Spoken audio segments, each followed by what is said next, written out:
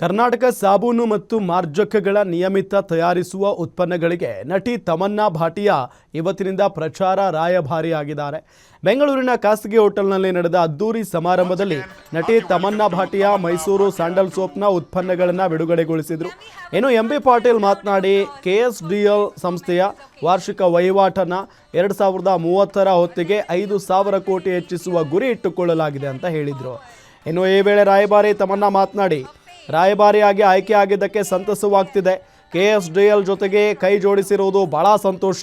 ಹೊಸ ಸವಾಲು, ಹೊಸ ಜವಾಬ್ದಾರಿ ವಹಿಸಿಕೊಂಡಿದ್ದೇನೆ ಅಂತ ಹೇಳಿದರು. ಮೈಸೂರು ಸ್ಯಾಂಡಲ್ ಸೋಪ್ ಕೇವಲ ಸೋಪ್ ಅಲ್ಲ, ಇದೊಂದು ಭಾವನೆ. ನಮ್ಮ ಬಾಲ್ಯದ ನೆನಪುಗಳು ಇದರೊಂದಿಗೆ ಇವೆ. ಅಥೆಂಟಿಸಿಟಿ ಟ್ರೂತ್ ಮೂಲಕ ಮೈಸೂರು ಸ್ಯಾಂಡಲ್ ಸೋಪ್ ಸಿದ್ಧವಾಗುತ್ತೆ. ಮಾರುಕಟ್ಟೆಯಲ್ಲಿ ಇದನ್ನು ಮೀರಿಸಲು ಸಾಧ್ಯ ಇಲ್ಲ. ಜನರ ಹೃದಯದಲ್ಲಿ ಇದಕ್ಕೆ ವಿಶೇಷ ಸ್ಥಾನಮಾನವಿದೆ ಅಂತ. A soap that's not just a soap, it is an emotion. It is our childhood, it is nostalgia.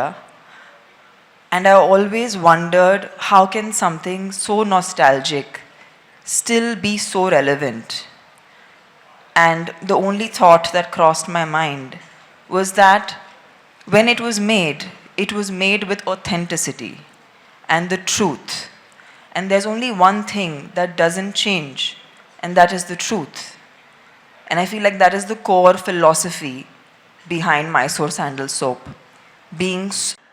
ಇವತ್ತು ಈ ಆಯಿಲನ್ನು ಇದು ಮಾಡೋ ಜೊತೆಗೆ ಸಿಗದ ಎಣ್ಣೆ ಜೊತೆಗೆ ಇವತ್ತು ಸಹ ಮೈಸೂರು ಸ್ಯಾಂಡಲ್ ಸೋಪ್ ಇವತ್ತು ಸಹ ಪ್ರಾರಂಭ ಆಯಿತು.